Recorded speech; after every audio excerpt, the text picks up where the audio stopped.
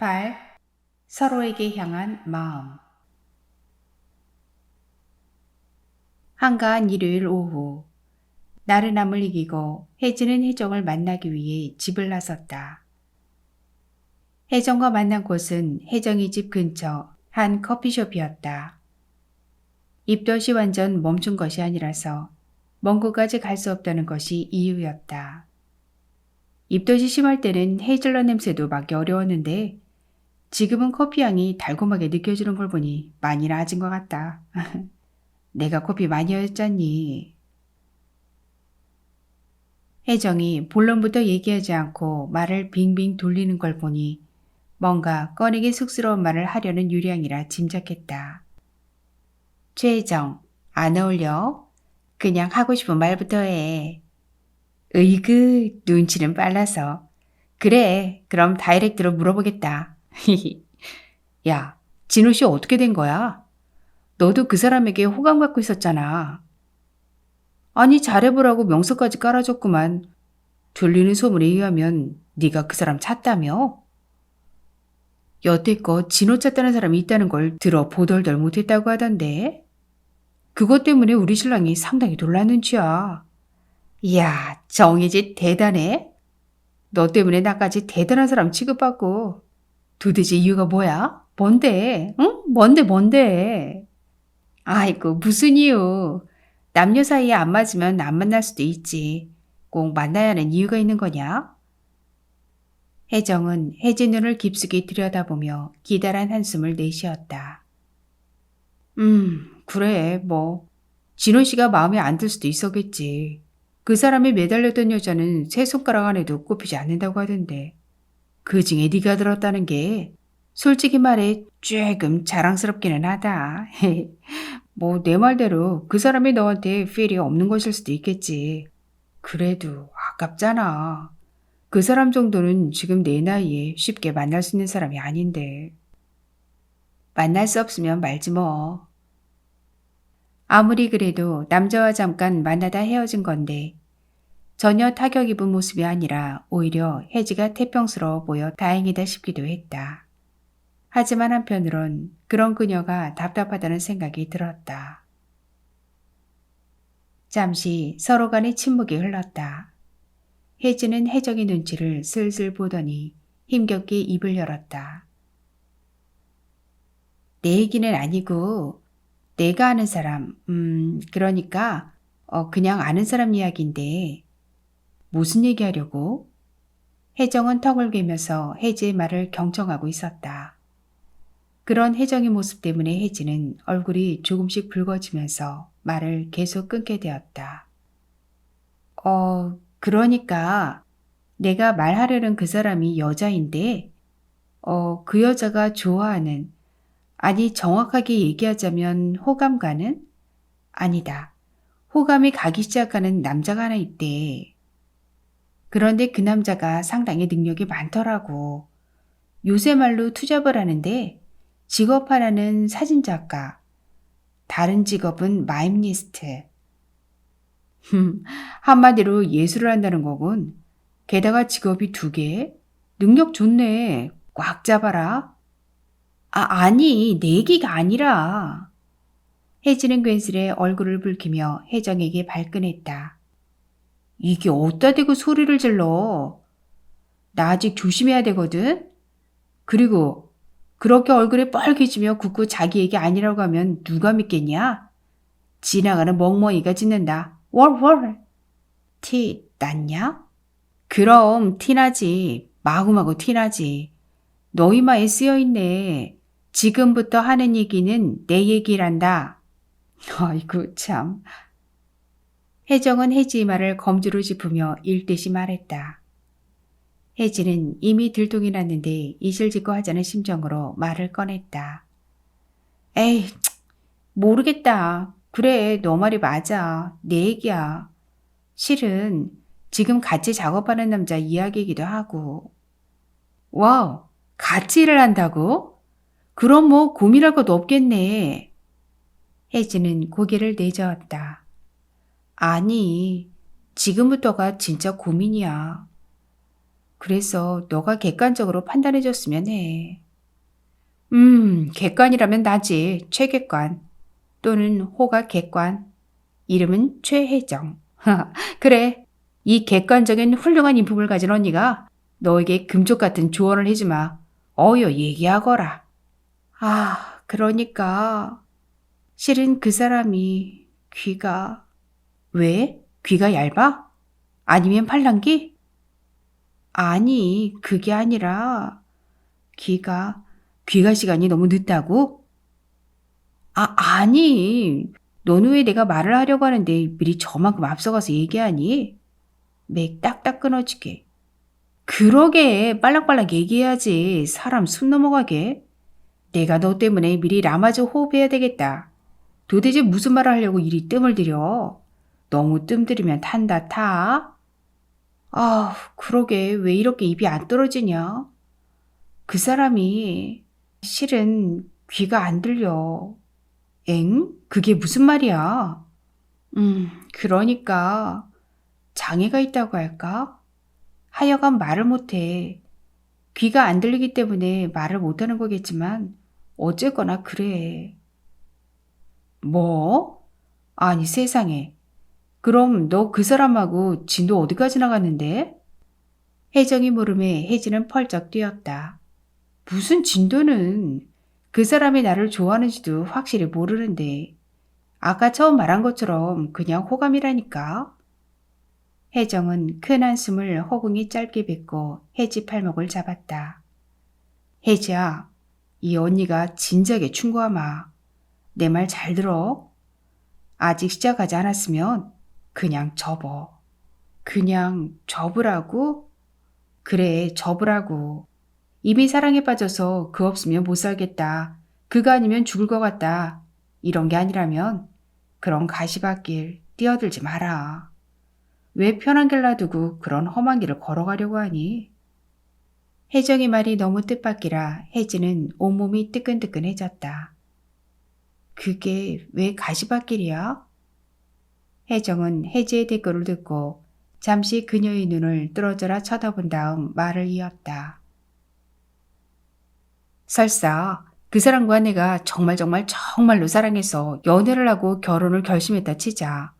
그러면 부모님을 만나서 인사도 시켜야겠지?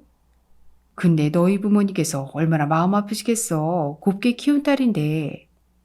넌 부모님 생각 안 해봤니? 아니, 난 결혼을 하겠다는 것도 아니고 연애를 하겠다는 것도 아니야.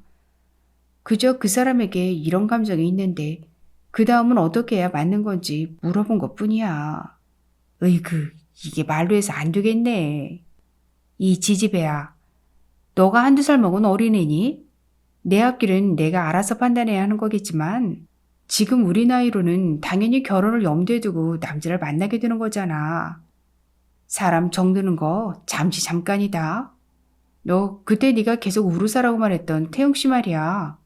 그 사람 결혼 말 오고 가는 사람이 생겼다더라. 엥? 말도 안 돼. 얘가 속고만 살았나? 그것도 상대 여자가 직장 상사라고 하더라. 그 직장 상사 이름이 혹시 웅녀라고 하지는 않더냐? 이게 지금 어디서? 농담이 나와? 내가 하고자 하는 말은 같이 일하다 보면 그동안은 몰랐는데 순간 파바박 스파크가 생길 수 있다는 거지. 사람 정드는 것, 사랑에 빠지는 것 다 한순간이라고. 그러면 그때 마음은 거접할 수 없게 되는 거고. 그러니까 한쪽이라도 정신을 차리고 전기가 안 통하게 하라는 거다. 그 사람 좋은 사람이야. 착하고 성실하고 순수하고 깨끗해. 투명하고 맑은 사람이라고. 그래, 그런 것 때문에 네가 끌렸겠지. 그런 건 모르는 바가 아니지만 TV에서 그런 사연 나오면 감동해서 보곤 해. 그렇지만 내 친구나 형제가 그런 장애를 가지고 있는 사람을 사귀면 말리는 게 맞다고 봐. 그래, 너희들의 아름다운 사랑을 축복해주마. 이렇게 말한다면 당사자들에게 관심이 없는 사람들일 거야. 내가 말하는 것은 비단 너뿐만이 아니야. 상대방인 그 남자가 상처받을 것은 왜 생각 안 하니? 그 사람 선배로 집으로 데려가면 부모님께서 버선발로 환영해 주실 것 같아? 문도 안 열어주실걸? 그 사람 아파하는 거 보는 것은 괜찮아? 아, 몰라. 듣기 싫어도 다 너를 위한 충고라고 생각하고 새겨들어라. 도대체 어떻게 생긴 사람이야? 내가 한번 만나볼까? 아, 그래. 내가 내일이라도 슬쩍 너를 찾아온 것처럼 갖은 쇼를 하면서 그 사람을 슬쩍 살펴봐 줄게. 어떠냐? 이 언니의 반짝이는 생각이. 싫어. 혜지가 좋다고 찬성을 할 줄 알았는데 그녀 입에서 싫다는 말이 나오자 혜정은 의외란 생각이 들었다. 왜 싫어? 그 사람 많이 여린 사람이야. 내 뜻을 알면 상처받을 거야. 그리고 착해 빠져서 그걸 보는 내 마음이 더 아플 것 같아. 차라리 그럴 거라면 내가 포기하는 게 낫겠어. 이게? 그 사람 생각해 주는 것 봐. 아주 심각하네. 휴, 그래, 포기. 배추새는 다니 말고 포기. 아주 쿨한 말이다. 혜지가 많이 우울해하자 혜정은 별로 웃기지도 않은 7080년대식 촌스러운 농담을 했다. 그러나 이내 혜정은 정색을 하고 혜지에게 결정적인 한마디를 던졌다. 다시 한번 잘 생각해봐. 그 사람에 대한 너의 생각이 동정이나 연민은 아닌지. 혜지는 혜정의 말을 곱씹어 보았다. 동정이나 연민? 정말 그런 걸까? 정말 그런 감정이라면 자신이 길을 잘못 들어섰다는 생각에 그녀의 마음이 불 꺼진 창처럼 어두워졌다. 차갑게 식은 커피를 마저 마시는데 유난히 쓸쓸한 기운이 그녀의 입안에 감돌았다. 쓰다.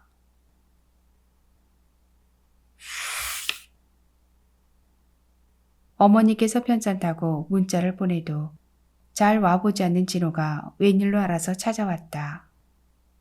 진우는 가끔 찾아오는 형이지만 나름 그를 반갑게 맞아주었다. 작업 중이라 컴퓨터 창이 열렸는데 진호는 그 사진을 흘끗 보며 무심한 척 물어보았다. 요즘 들어가는 작업이니?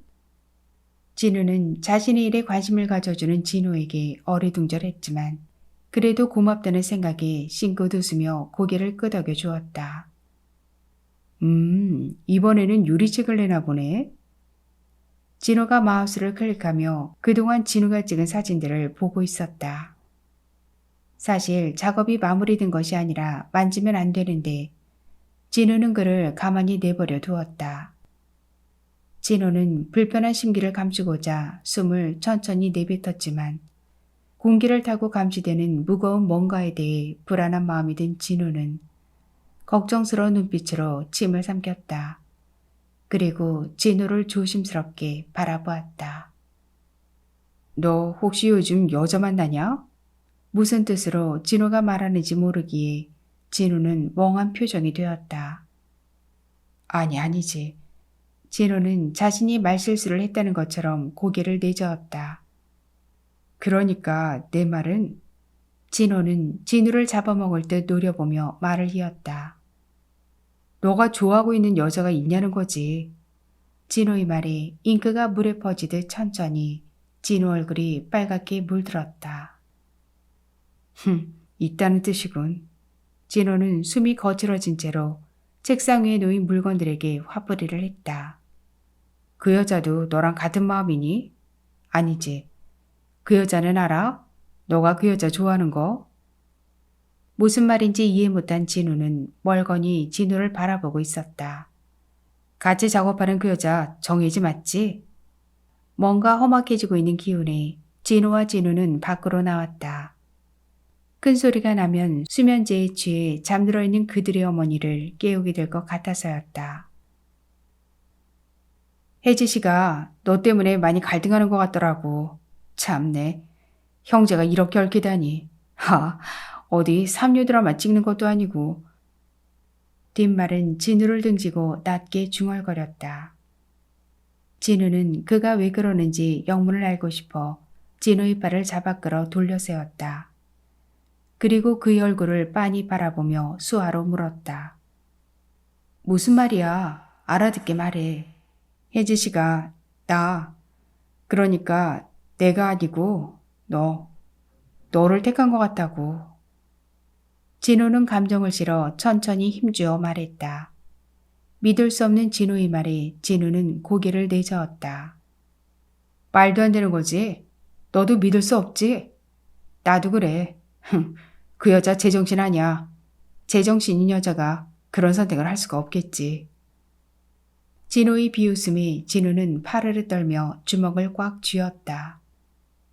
그 여자에 대해서 함부로 말하지 마. 그래, 나도 잠깐 눈이 삐었던 것 같다. 그런 별 볼 일 없는 여자나. 진우의 말이 끝나기도 전에 진우는 그의 턱을 향해 주먹을 날렸다. 그 주먹에 진우는 바닥으로 나뒹굴어졌다. 누운 채로 있다가 정신을 차리고 위를 올려다보니 진우가 주먹을 쥔 채로 그를 노려보며 씩씩대고 있었다. 진우 역시 약이 올라 땅바닥에서 일어서자마자 고개를 숙이고 진우의 복부를 향해 달려들었다. 그 때문에 진우도 진우처럼 바닥에 세게 나동그라졌다. 어렸을 때부터 내가 너를 얼마나 부담스러워했는지 알기나 해? 그냥 동생도 아니고 쌍둥이라서 더 힘들었어. 왜 내가 내 얼굴만 보면 죄책감이 들어야 하냐고. 왜 내가 너가 가진 상처에 대해서 미안해야 되냐고. 꺼져버려. 내 인생에서 꺼지라고. 왜 내 앞에서 알짱거려. 왜 나를 자꾸 귀찮게 하냐고. 진우는 격양된 모습으로 빠르게 내뱉는 진우의 말을 다 알아들을 수는 없었지만 그가 무엇을 말하려고 하는지는 느낄 수 있었다. 진우는 자신의 억눌린 감정을 토로하며 진우를 향해 주먹질을 했다. 진우는 그런 그의 팔을 잡고 세차게 밀어버렸다. 그러자 이미 힘을 소진했는지 진우는 금방 나가떨어졌다. 진우 역시 진우에게 섭섭한 감정이 많이 있었다. 10개 중 9개를 다 가지고도 진우가 갖고 있는 나머지 1개에 욕심을 내는 진우가 이해가 되지 않았다. 그런 진우의 욕심의 가장 큰 희생자는 언제나 진우였다. 진우가 치여 살았던 것을 진우 역시 모르는 것이 아님에도 진우에 대한 묘한 질투심을 가지고 있었다. 그건 아마도 어머니가 자신이 아닌 진우를 선택했던 것에 대해 원망과도 같을 것이다. 이제 그 어머니 자리가 혜지로 바뀐 것이다. 진우가 뒤도 안 돌아보고 가버리자 진우는 그 길로 혜지를 만나러 갔다. 휴대폰으로 그녀에게 문자를 보냈다. 진우예요. 지금 만나요. 진우 문자를 집에서 확인한 혜지는 깜짝 놀랐다. 지금 어디에 있는데요? 제가 혜지 씨 집 근처로 갈게요. 이런 적이 한 번도 없던 진우기에 혜지는 어찌할까 고민하다 그에게 문자를 보냈다. 제가 차 끌고 나갈게요. 진우 씨는 그냥 그 자리에 서 있어요. 둘은 혜지 집과 멀지 않은 동네 공원 앞에서 만났다. 불안하게 서성대고 있는 진우를 보자 혜지는 걱정된 마음에 안전벨트를 풀 생각도 않고 곧바로 자리에서 일어섰다. 그 바람에 그녀는 머리를 차 천장에 쾅 하고 세게 부딪혔고 소리는 들리지 않았지만 진동을 느꼈는지 진우가 뒤돌아보았다. 천장에 박치기 한 머리끝을 손으로 문지르며 혜지가 차에서 내렸다. 진우는 혜지가 걱정이 되는지 그녀의 머리를 내려다보고 있었고 혜지는 아무리 애를 써도 너무 아파 구겨진 인상을 다 펼 수 없었다. 아직도 반은 찡그린 채로 혜지가 그에게 물었다. 무슨 일이에요, 진우 씨? 얼굴이 왜 그래요? 누가 때렸어요? 그는 그녀의 얼굴을 보자 그동안 쌓였던 서름이 한순간에 녹아내림을 느꼈다. 온몸이 떨려서 그녀에게 더 이상 가까이 다가갈 수 없었다. 혜지는 그런 진우 속도 모르고 다가와 진우 얼굴을 살펴보고 있었다. 혹시나 해서 그녀가 그의 얼굴에 손을 가져다 대고 있는데 참을 수 없던 진우가 그녀의 손을 움켜쥐고 있었다. 그리고 그는 아이만큼 작디 작은 그녀의 손을 자신의 입술에 가만히 가져다 대었다. 그는 눈을 감고 자신의 입술로 그녀의 손가락을 더듬었다. 혜지가 뭔가 말을 꺼내려 했지만 그만 말을 멈추고 말았다. 꼭 감은 그의 두 눈에서 눈물이 새어나오고 있었다. 그러했기에 그녀는 그 자리에서 말없이 그를 지켜봐야만 했다. 한참을 그렇게 서 있다가 마음을 진정한 진우가 천천히 눈을 뜨고 혜지를 바라보았다. 그의 눈동자가 흔들리더니 그만 혜지를 와락 안아버렸다. 혜지를 아는 것은 진우였지만 느낌은 진우가 혜지의 품에 안긴 것 같았다. 혜지는 그런 진우의 행동에 아무 말 없이 등을 토닥여 주었다. 진우는 그렇게 혜지를 아는 채로 소리를 삼키고 울고 있었다.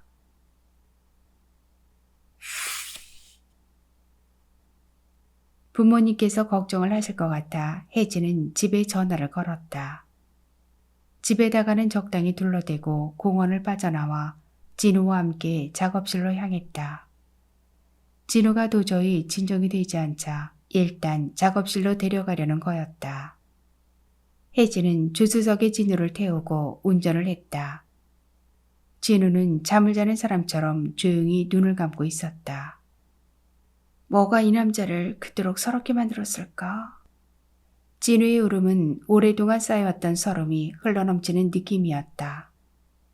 이 사람, 나에게 무슨 말을 하려던 걸까? 작업실 건물 앞에 차를 세운 혜지는 진우 쪽을 보았다. 그 사이 그는 잠이 들었는지 마치 엄마 뱃속에 있는 아기처럼 몸을 동그랗게 말고 있었다. 안쓰러운 마음의 그녀는 무거운 한숨을 내쉬며 조용히 그를 흔들었다. 작업실로 올라가자 혜지는 진정이 될 수 있는 라벤더 차를 내왔다. 차자를 앞에 두고 혜지는 진우의 얼굴을 가만히 바라보았다. 그래서는 안 되는데 진우와 진우를 비교해보게 되었다. 겉으로 여유가 있지만 뭔가 숨겨진 것 같은 진우와 어두운 모습이지만 맑은 진우. 둘은 정말이지 해와 달처럼 너무도 달랐다.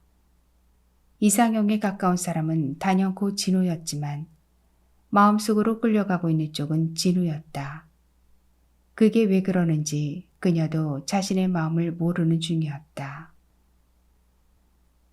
진우가 그녀에게 손짓으로 말을 건넸다. 미안해요.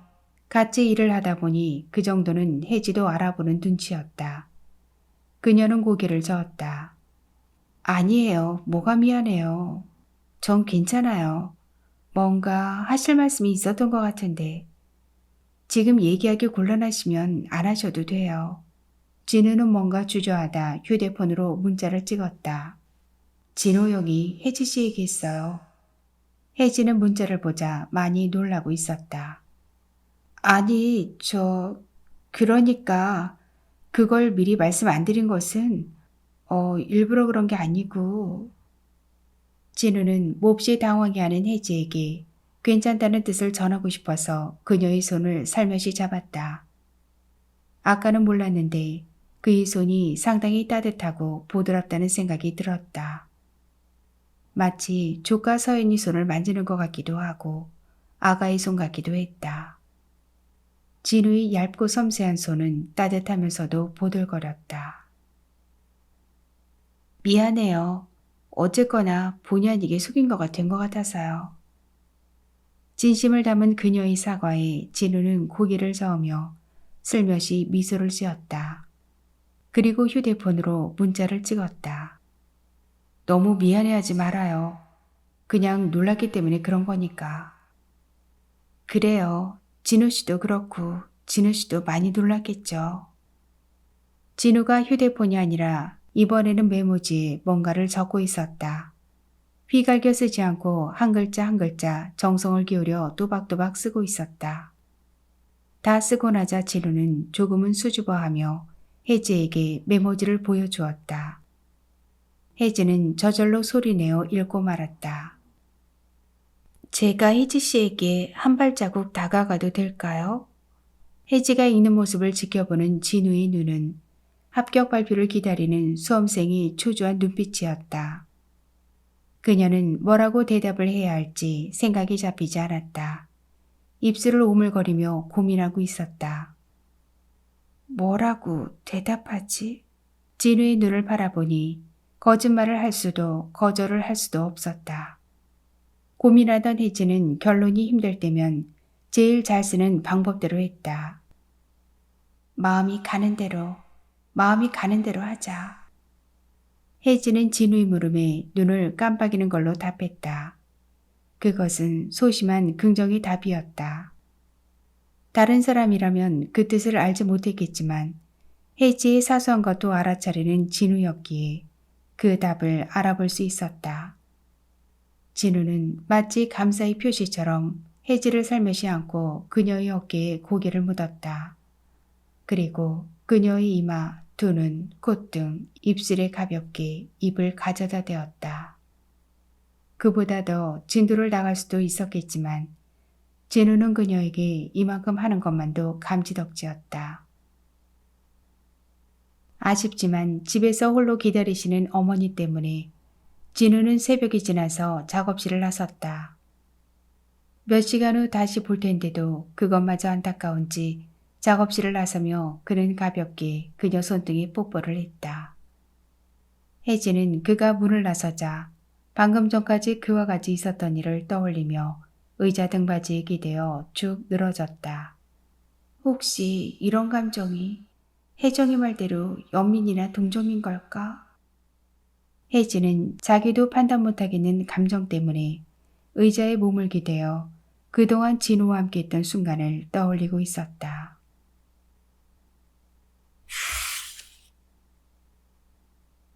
진우는 진우에게 맞은 자리보다 마음속 깊은 곳에서 올라오는 아픔이 더 컸다. 내가 진우에게 그렇게 말하는 게 아니었는데. 화가 나서 뱉은 말이었지만 진우에게 그런 말을 했던 것이 후회가 되었다. 자신이 부끄러워졌다. 물론 그 말이 자신의 마음속에 담겨진 말인 것은 사실이다. 그러나 진우에게 그런 투정을 하는 것은 남들이 보나 자기가 봐도 참으로 웃기는 짓이었다. 왜 그렇게 이성을 잃고 못된 말이 튀어나왔는지.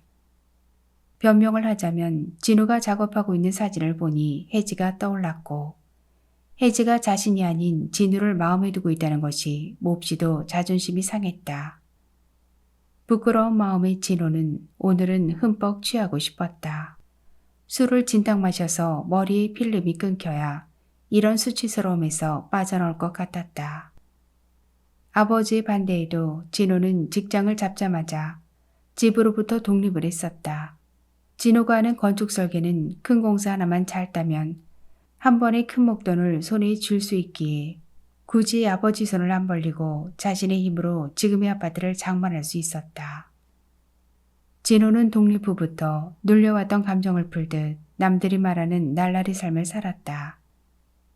나이트 죽돌이라 불러도 과언이 아닐 만큼 나이트 클럽에 문턱이 닳도록 드나들었다. 하룻밤 상대는 물론 마음만 먹으면 모든 여자들을 쉽게 얻을 수 있는 곳이었지만 웬일인지 그렇게 많은 여자들을 만났어도 그의 가슴은 채워지지 않았다. 그는 전에 자주 갔던 클럽으로 향했다. 근래에 잘 다니지 않았던 클럽인데 진우는 기분을 바꾸고자 흐느적거리는 몸을 끌고 클럽 안으로 들어섰다. 화장실에 들어가 거울을 통해 자신의 얼굴을 이리저리 살펴보았다. 혹시나 상처가 있나 해서였다. 다행히 턱에 난 상처는 유심히 보지 않으면 남들이 눈치채지 못할 것 같다. 찬물을 들어 얼굴을 매만진 다음 머리를 정리하고 화장실을 빠져나와 자리에 앉았다. 진우가 드나드는 클럽은 소위 있는 집 자녀들이 선호한다는 그곳이었다. 그들끼리 노는 사람들도 있었고 그런 소문을 듣고 오는 어중이 떠중이도 있었다. 진우는 잘나가는 집 자녀도 아니고 어중이 떠중이도 아닌 애매한 중간 정도의 존재였지만 어느 여자건 간에 쉽게 대시를 했고 대시를 받았다. 새벽으로 넘어가자 사람이 줄기는커녕 점점 더 모여들고 있었다. 묵묵히 앉아 술을 들이켜는데 누군가 진우에게 아는 척을 했다. 어머, 여기서 보네요. 진우가 반쯤 감긴 눈으로 위를 올려다보았다. 어디선가 본 듯한 여자가 그에게 아는 척을 하고 있었다. 누굴까 생각하며 그는 눈을 잠시 감았다. 기억을 떠올리려고 애를 쓰고 있는데 도무지 생각이 나지 않았다. 누구시죠? 김진우 씨 형이라고 하셨던 것 같은데? 처음에 무슨 말인지 파악이 안 되다가 뿌연 안개가 거친 듯 서서히 기억이 났다. 아, 저번에 오피스텔 앞에서 배웠던 분? 기억하시네요. 여기는 어쩐 일이세요? 어쩐 일이긴요. 친구들하고 놀러 왔죠. 혼자세요? 진우는 고개를 끄덕끄덕하며 말없는 대꾸를 했다. 그녀는 바로 서유정이었다. 진우가 한눈에 그녀를 알아보지 못한 이유는 그때 봤던 모습과 많이 달라 보였기 때문이었다. 지금 그녀의 모습은 짙은 화장과 함께 조금 파격적으로 야한 옷을 입고 있어 그녀를 단번에 알아볼 수 있다는 것이 쉬운 일은 아니었다. 더 이상 서로 간에 이야기할 것이 없어지자 그녀는 자신의 친구들 자리로 돌아갔다. 여기 하루 술값이 장난 아닌데 도대체 어떤 여자길래? 진호가 비록 해지 때문에 힘든 상황이었다지만 여자에게 뻗어지는 안테나는 꺾을 수는 없었다. 술잔에 남은 술을 마저 비워내고 진호는 자리에서 일어섰다. 아무리 술을 몸에 들이붓는다 해도 지금의 우울한 감정이 사라지지 않을 것 같아서였다. 몸이 이기지 못할 만큼 술을 마신 탓인지 진우는 그 자리에서 휘청대다 그만 그 자리에 꼬꾸라져 쓰러지고 말았다. 곳곳에서 사람들이 놀라 비명을 지르는 소리가 들렸다. 그 자리에서 뻗은 진우는 그렇게 눈을 감고 있었다.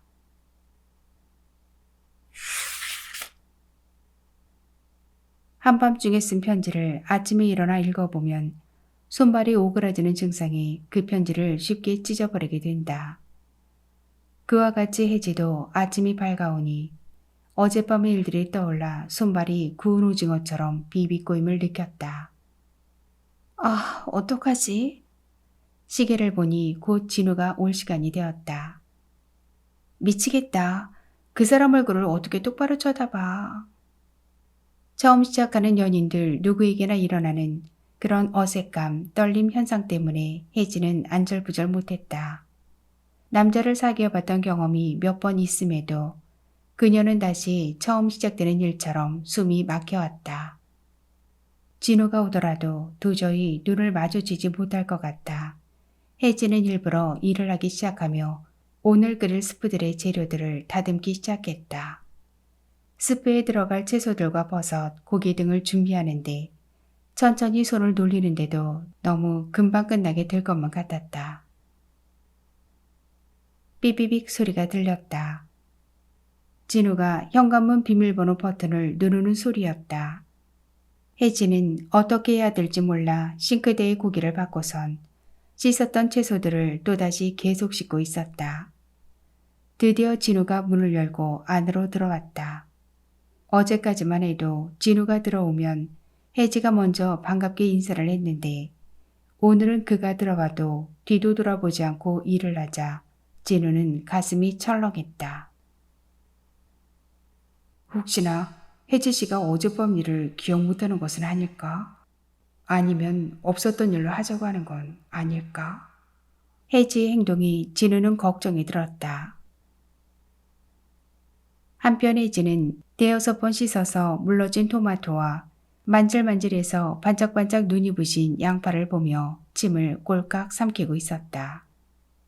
이제 더 이상 씻는 것은 채소에 대한 예의가 아니야. 이러다 채소들이 죄다 물러터지고 말 거야. 이제는 채소들을 원래의 목적대로 곱디곱게 썰어줘야 해.